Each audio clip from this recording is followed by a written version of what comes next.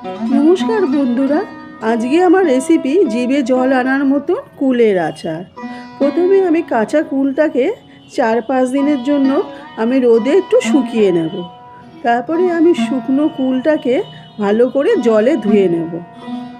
তারপরে আমি শুকনো কুলটাকে একটা একটা করে আমি ফাটিয়ে দেখে নেব কুলের ভেতরে কোনো পোকা আছে কি না। কুলটাকে ফাটিয়ে দেখে নেওয়ার পরে কুলের গায়ে আমি নুন আর হলুদ একটু মেখে নেব।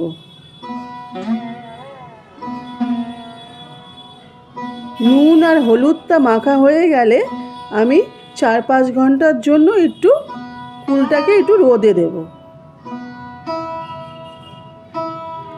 এদিকে গ্যাসে কড়াইটা একটু গরম করে তার মধ্যে জিরে, ধনে, শুকনো লঙ্কা আর মৌরি হালকা একটু আমি ভেজে নেব।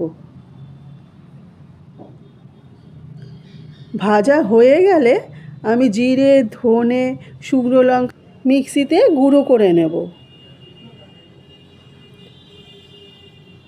এদিকে কড়াইতে আমি পরিমাণ মতন গুড় আর হাফ কাপ জল দিয়ে একটা গুড়ের শিরা তৈরি করে নেব।